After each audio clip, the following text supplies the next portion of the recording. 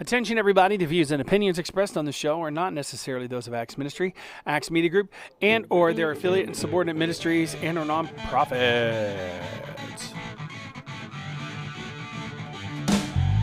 And good morning, everybody. It is still Friday, September 11th. I'm your host.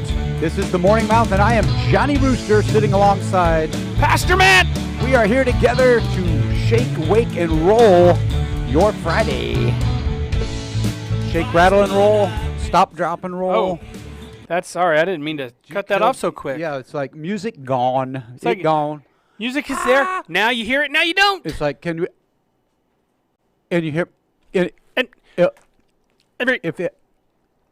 Don't adjust your set. It is still Morning Mouth with Johnny Rooster and Pastor Matt. We are talking about things you don't normally hear, but today's topic is a very serious one. Today is a very serious one. Serious topic, but seriously, it's the things you don't hear about September 11th that I'm going to be sharing today because it's my personal story of how I was involved in some indirect way. Now, I wasn't there on site at September 11th, 2001, when the terrorists attacked in New York City, and that's the biggest topic of that day.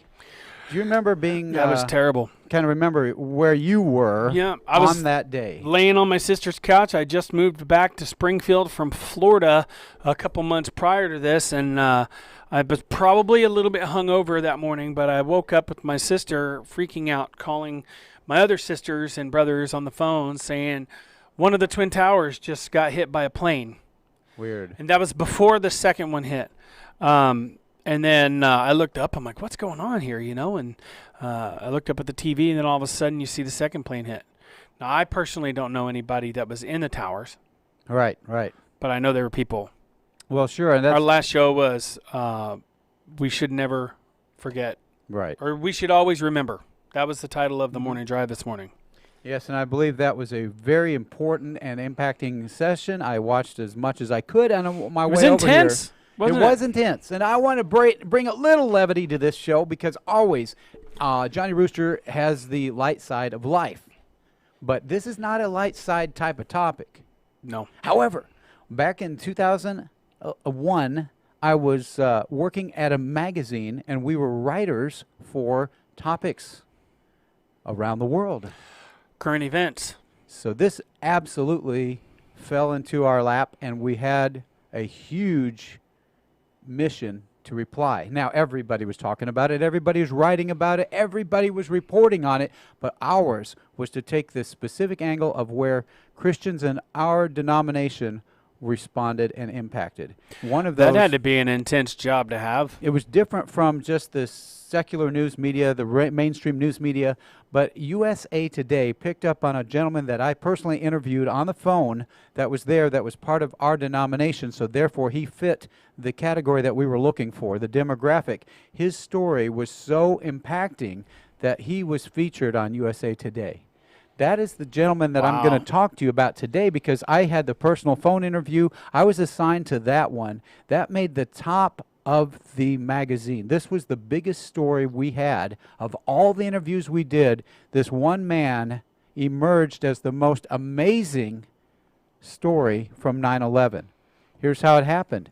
Stanley Premnath is his name. He was a gentleman from South America and had immigrated to the U.S. many years earlier, started a family, and raised them in Queens, New York. He commuted to the South Tower every day. So that was his job. He worked on the 87th floor, I believe. It's way up high. And when he saw the first plane, he was earlier than most of his coworkers, and one of the temps that was there, a young lady named Elise, had shown up, and he was there. He saw that plane banking right towards the window, and as he saw that, he jumped under his desk. And the first plane that had hit, he thought, well, you know, the other towers hit. So he was in the tower? Yes, he was in the tower when the plane hit. What floor was he on? I think it was 87 or 88, so he's really high up there. But the first plane that had hit, he just thought, okay, he went downstairs, and they said, it's a commuter plane, we don't know anything, but there's some debris, so go on back up. So he did, but he sent the young girl out. He says, go out the side door and go home. So he definitely spared her from something horrible. He went back up the elevator with some other executives from another a Chinese-American firm, and they were talking and joking about the commuter plane, how somebody could miss that target, or how they could be so bad at flying that they would hit. And they went on up. And these gentlemen went beyond his floor to higher floors and were never seen again. Stanley, meanwhile, he saw the second plane coming, and he dove under his desk, and it was the wing of the tip of the wing was on his floor. Oh, wow. So it was below him where it hit, but it hit where he was on the floor, and he was surrounded by sparks and soot and everything flying about, and his shirt was ripped as he was trying to get through a wall. And he survived. And he survived this. So he was covered in the white soot. He had sparks and smelled airplane fuel. He was in shock. One of the people that was assigned, every floor has a designated emergency coordinator. He was calling out, seeing if anybody's there. He punched his way through sheetrock to get out, and they went down instead of up. The protocol was go up to the top, to the top of the building so they could get a flight rescue from helicopters. But something inside Stanley that day told him, no way, I'm going down, I'm getting out. So he kept encouraging people to go down instead of up. Others were going up, and they were never seen again. So on his way down, as he got more and more people, it got hotter and hotter. He felt like this is terrible. It's black. They're just all in motion. These are New Yorkers. They're used to this. This had happened in '93. So they were going down, down, down, down. Now, when he got to the outside, he said there was literally just a wall of debris, glass, explosions. There's even some body parts. He was walking through a horrific scene as he escaped that building. Firefighters running up, them running down. A horrible thing. As he got away from the building, he ran to the nearest church. That was his goal. He's a very stout man of faith. He was running. He has the accent. He's of South American descent. He's running towards this Episcopal church, grabbing the iron gate. And as he did, he noticed his own shirt was in tatters. He had been punching through a wall. He was covered with white soot. He saw this pickup truck. He says, you hardly ever see a pickup truck in the city. This guy's arriving by the pickup, and Stanley grabs the pickup passenger door, yanks it open without any introduction, says, get me out of here. And the guy is so scared. He sees this image of this guy just in tatters. He jumps in, they get away, but the building's starting to come down because that one came down first before the other tower. Just a horrific, like a scene from a movie, as they would say. As they got through, he jumped out and got into the human traffic going across the Brooklyn Bridge, getting out and going to where his wife worked. He screamed for her when he came in. The security wanted to stop him. He looked horrible. Then they realized who he was, got his wife. She was so happy that he was alive. They didn't have any communication for quite a while, unsure. But the whole thing played out in such a dramatic way, he couldn't get away from that, and he was compelled to speak to audiences about this experience and how God had preserved his life for something greater, and he continues to speak to this day. But it's been 19 years, and a lot of people kind of forgot about this event. They kind of push it under the COVID rug. This year they turned everything upside down. I believe our listeners owe it to themselves to remember why we were attacked and what was going on that day and how that impacts us even today. We are still a threatened nation. You know, let's see, how old was I? I had just turned 21 in July when that happened. The July before that happened. Yeah.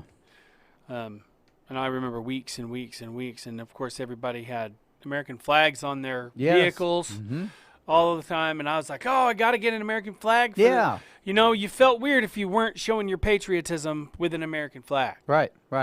It was definitely a patriotic time. The country music, people were getting on board, a lot of Live Aid type things, musicians, artists, people in Hollywood.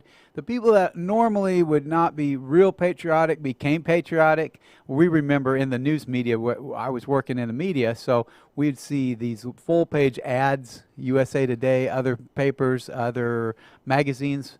Kuwait sends their respects, everything, full-blown advertisements for prime spots in news media just to say, we are sorry for this attack. We're with you, USA.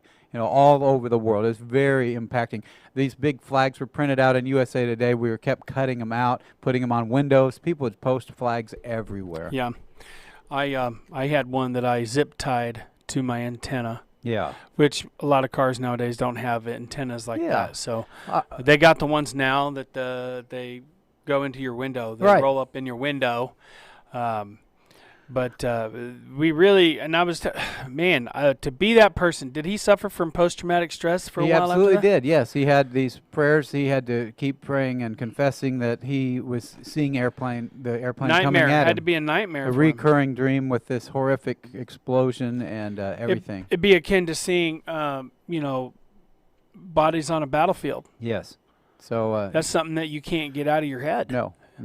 My dad is a Army combat veteran Yeah. from Vietnam, and he says you never forget. Right. You never forget those, but I'm also, when I say let's not forget, I want to remember the families Yes. of the people who died, and I remember them. When I say remember them, I mean pray for them, because there are quite a few of them that are still going through That's troubles right. today. Another part of my story personally is that even though I wasn't there, I was able to communicate to people who were in depth. Hey, Mike.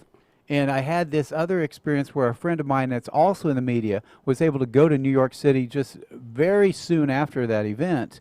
And he had clearance because they said, put on a clerical collar, put on the standard Catholic, you might call it, that collar.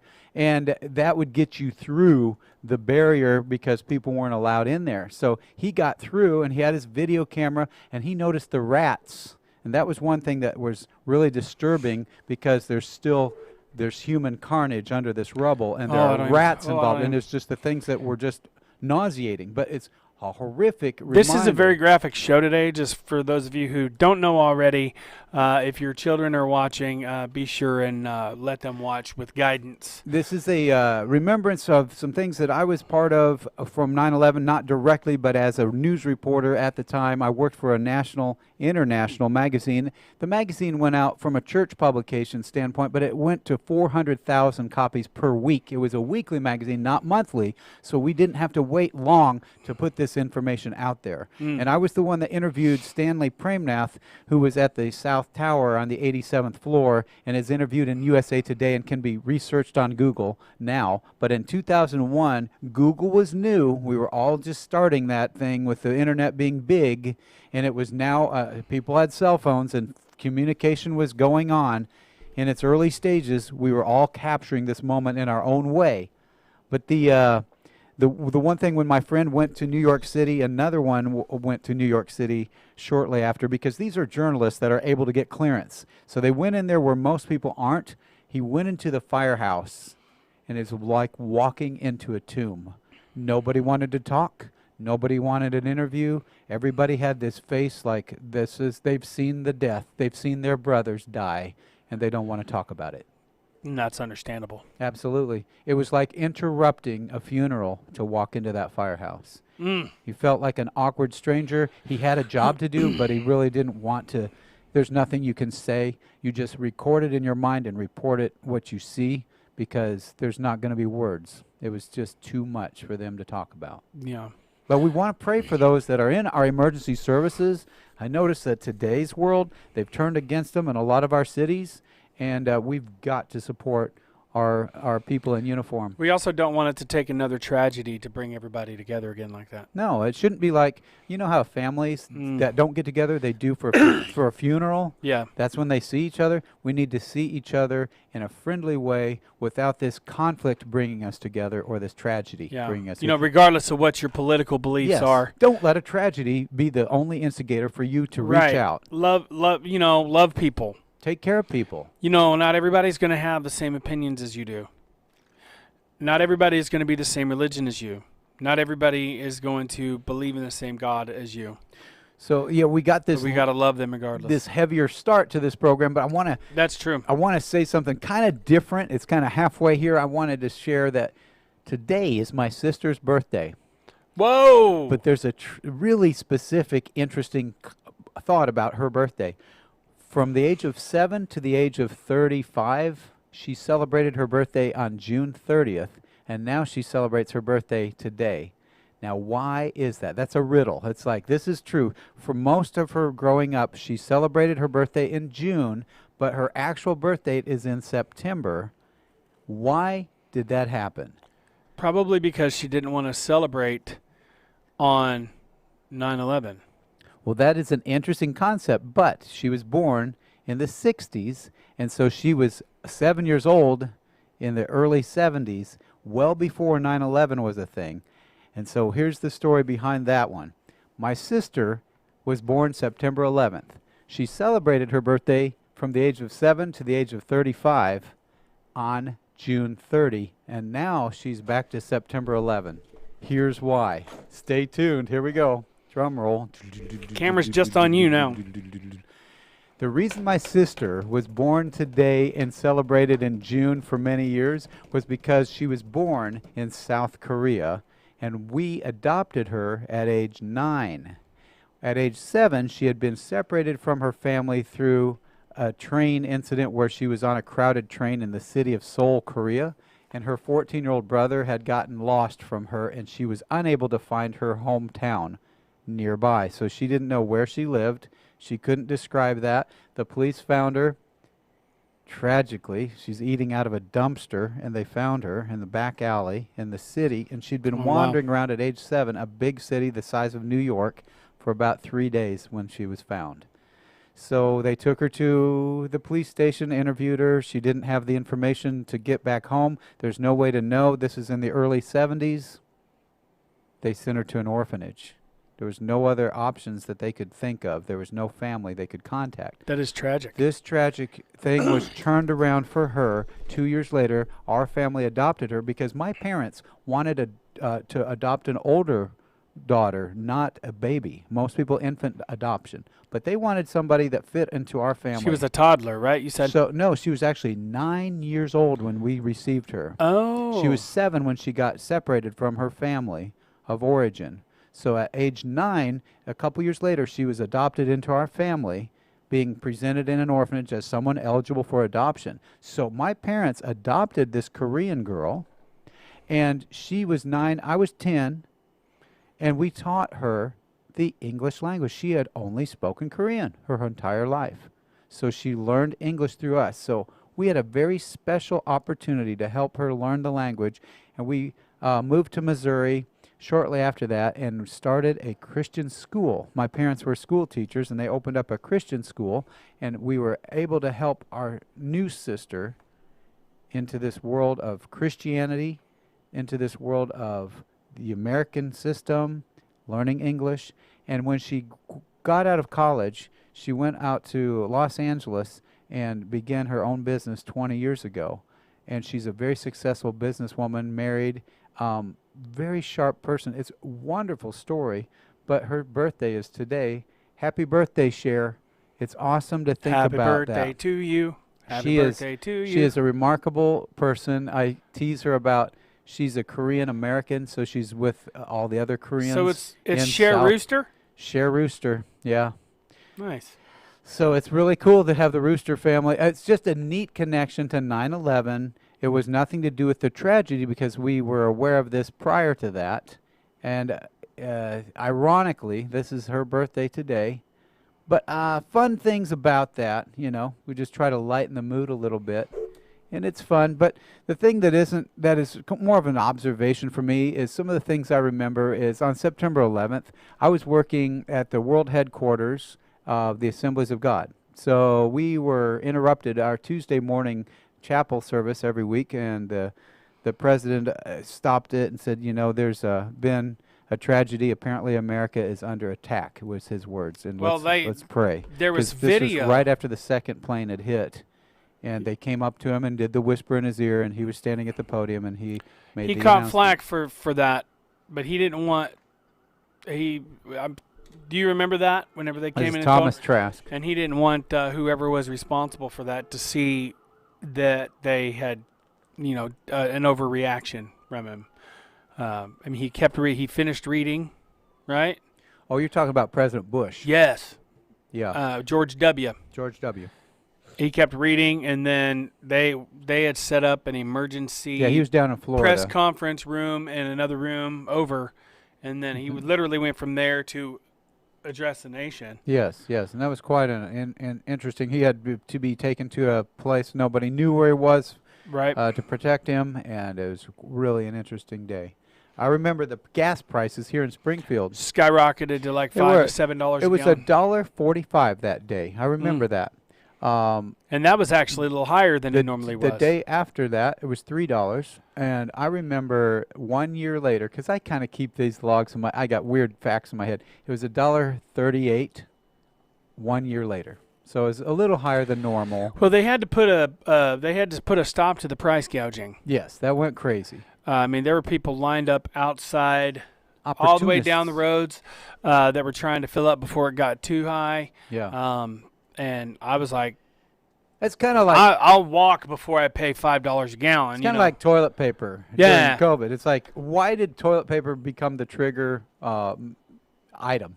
I don't know. It was not really. That is insane to toilet me. paper as gas for the 9/11. It was toilet paper for COVID. Yeah. So some panic buyers. And that happens. And But the price gouging was wrong. Yeah, and I think some people got in trouble for that, and they set in place some regulations that prevented them from going more than like 11 cents. Yes, you can't respond to an issue like that. So that's capitalizing on a national tragedy. If that hadn't happened, we got in trouble at the call center I worked for because we sold vacation packages, and a flight ticket wasn't included in the price. Was it from? And people would say, and they had at first coached us to say this, and then we got in trouble for it, saying, well, the reason we don't provide the transportation there is because we know now people don't want to fly. They don't feel safe doing it. So we want to give you that opportunity to make that decision. And that's a no-no. Yeah. Because we were capitalizing on a national tragedy. Right. To try and make profit off Which tragedy was that one? 9/11. 9/11. Well, if 9/11 hadn't happened that way, do you think they would have done the same thing at COVID with the gas prices if they hadn't already been restricted? Probably. That probably would have been the trigger. Yeah. It's interesting because swine flu wasn't the trigger. COVID was the trigger. Right. And I don't know. For the toilet paper thing, you know, or whatever. An item off the shelf being scarce. Man, that's just kind of funny. This 30 minutes goes by so fast. Well, it's only 25 minutes. It's a 25 minutes, really. You got to allow for all the commercials. We'll work on getting you a we full don't play hour. any commercials, so we got to allow for the 5 minutes of silence. We'll have to work on getting you a full hour. Are we doing the happy hour next? Is that the what's happy coming hour up? is coming up next? I think I'm going to talk to Dr. Paul about maybe, I don't know, roosterizing a little. Well, just starting at 11 or at 10 instead of starting a revolution with the rooster. You know what I mean? Because a little rooster awakening. If you're available for live shows, I'd like for you to be on an hour because it's because it just seems like it just gets started. We can kind of banter, but not much. You got to jump in and jump out. All right, so we got a minute left. We're Final bantering. thoughts. We're banterers. Well, we are banterers. We're banty roosters. We are. You're a banty rooster. Panty waist. That's banty roosters are they used to be known for their fighting, right? Yes, we want to be known for our fighting for the truth and for the righteousness. And if you find a tragedy in your life, such as 9/11 or COVID, find the compassion. Don't gouge prices, gouge love. Start boosting your love, right? Isn't that the message? Yep. Don't buy everything out of the store. No, think of others. In fact, sacrifice for others. That during a tragedy, step aside and let other people be panicky if they have to, but love them. And last night I was at an event. I stood aside and let people go first. That's what you do, right? Yeah. You just let them get there. Let them have their moment. Guys, girls, people, love each other. Love God, love each other, love America. Love who you are. Amen. It's Johnny Rooster. This has been Morning Mouth. Pastor Matt. Pastor Matt here. And we'll see you next week when I introduce my newest novel. And I've still got that picture, so we're going to have that up there. We are going to talk about that next week. All right, good deal. God bless you and keep you guys. We love you. God bless America.